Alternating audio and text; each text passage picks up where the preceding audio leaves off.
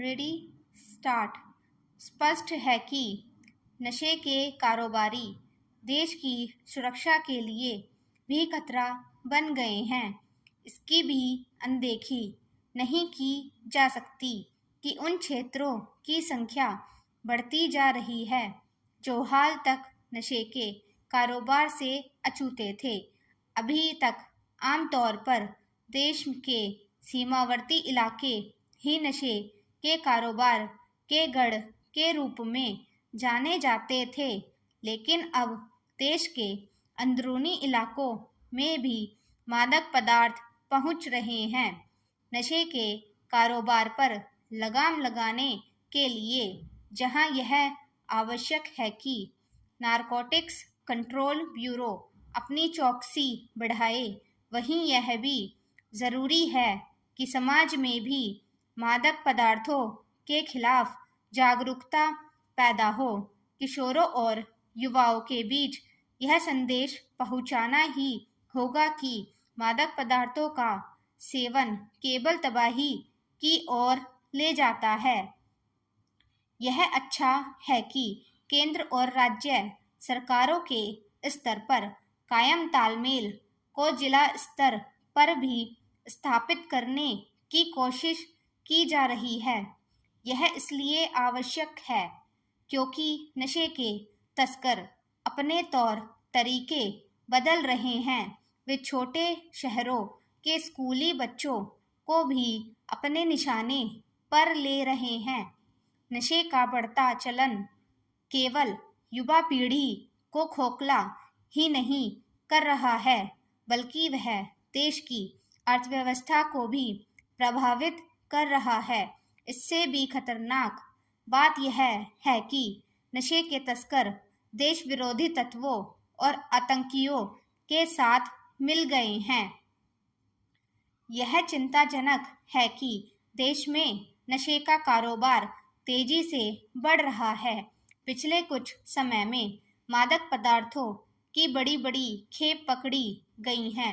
निसंदेह मादक पदार्थों की खेप बरामद किया जाना यह बताता है कि नारकोटिक्स कंट्रोल ब्यूरो ने अपनी चौकसी बढ़ाई है, लेकिन अभी यह नहीं कहा जा सकता कि उसकी सक्रियता के चलते नशे का कारोबार करने वाले हतोत्साहित हो रहे हैं। उनकी सक्रियता पर रोक लगानी होगी और यह तब संभव होगा जब जिला स्तर पर पुलिस भी नशे के कारोबार के खिलाफ सख्ती का परिचय देगी। वास्तव में पुलिस और नारकोटिक्स कंट्रोल ब्यूरो के बीच तालमेल बढ़ाने की आवश्यकता है। नशे के कारोबार को ध्वस्त करने के लिए नारकोटिक्स कंट्रोल ब्यूरो देश भर में जो भी अभियान छेड़ने जा रहा है, उसकी सफलता के लिए यह आवश्यक है कि उसके निशाने पर ड्रग्स तस्कर होने चाहिए, न कि नशे का सेवन करने वाले। इस संदर्भ में केंद्रीय गृह मंत्री अमित शाह ने यह सही कहा कि नशे का सेवन करने वालों को पीड़ित के रूप में देखा जाना चाहिए, न कि अपराधी के रूप में। दुर्भाग्य से फिलहाल अधिकतर मामलों में ऐसा ही होता है। इसके चलते न केवल नशे का सेवन करने वालों के साथ अपराधियों की तरह व्यवहार किया जाता है, बल्कि उन्हें कठोर कानूनी प्रक्रिया से भी दो चार होना पड़ता है। कई बार तो उन्हें लंबे समय तक जेल में भी रहना पड़ता है। एक और जहां ऐसा वातावरण बनाने की आवश्यकता है कि लोक सेवक बिना किसी भय संकोच अपना काम कर सकें, वहीं दूसरी ओर उनके कार्यों की सतत निगरानी भी सुनिश्चित करनी होगी। निसंदेह सरकारें अब सब कुछ नहीं कर सकती, लेकिन ऐसा माहौल तो बना ही सकती हैं कि जो भी कार्य होने हैं वे सरलता से हों। इस लक्ष्य की प्राप्ति लोक सेवकों की सजगता से ही संभव है। सरकारी तंत्र के कामकाज के तौर तरीके बदलने के कैसे सकारात्मक प्रभाव होते हैं, इसे इससे समझा जा सकता है कि करीब 3 लाख करोड़ रुपए गलत हाथ में जाने से बचे हैं।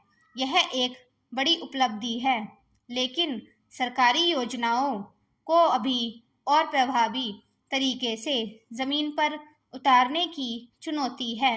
सौभाग्य से अब यह स्थिति नहीं जिसमें सरकारी कोष के 1 रुपए में से 90 पैसे बिचौलियों की भेंट चढ़ जाते थे, लेकिन सरकारी तंत्र में भ्रष्टाचार तो अभी भी है। यह अच्छी बात है कि प्रधानमंत्री ने लोक सेवकों को उनके दायित्वों की याद दिलाते हुए यह रेखांकित किया कि उनकी सक्रिय भागीदारी के बिना देश का तेज गति से विकास संभव नहीं।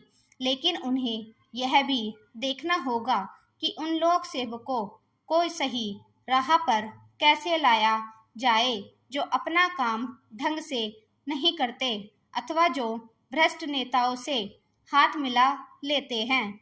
इसके लिए प्रशासनिक सुधारों की दिशा में आगे बढ़ना होगा। लोक सेवकों से केवल यही अपेक्षित नहीं होता कि वे सरकारी योजनाओं पर सही तरह अमल करें, उनसे यह भी अपेक्षित होता है कि वे जनता की समस्याओं के समाधान को लेकर सचेत रहें। उनका एक अन्य दायित्व यह भी होता है कि वे सरकारी तंत्र में व्याप्त भ्रष्टाचार पर लगाम लगाएं। भ्रष्टाचार को तभी बल मिलता है जब लोक सेवक या तो उसकी अनदेखी करते हैं या फिर अपने अधिकारियों का मनमाना इस्तेमाल करते हुए उसमें शामिल हो जाते हैं। यह किसी से छिपा नहीं कि भ्रष्टाचार के अनेक मामलों में नेताओं और नौकरशाहों की मिलीभगत होती है। यदि नौकरशाह चाह ले तो वे न केवल हर तरह के भ्रष्टाचार पर लगाम लगा सकते हैं, बल्कि उन भ्रष्ट नेताओं के इरादों पर पानी फेर सकते हैं जो अपनी जेबें भरने की कोशिश में रहते हैं। लोक सेवा दिवस पर लोक सेवकों को संबोधित करते हुए प्रधानमंत्री ने यह जो कहा कि यदि उन्होंने अपने दायित्वों का निर्वहन सही तरह नहीं किया तो न केवल देश का धन लुट जाएगा बल्कि करदाताओं के पैसे भी बर्बाद हो जाएंगे। वह एक यथार्थ है। समस्याओं के समाधान और विकास योजनाओं को गति देने में जितनी महती भूमिका लोक सेवकों की है उतनी अन्य किसी की नहीं। सरकारें कितनी भी अच्छी योजनाएं बना लें, उनका सही तरह क्रियान्वयन तब तक संभव नहीं जब तक लोक सेवक उन्हें जमीन पर उतारने के लिए तत्पर नहीं होते। स्टॉप।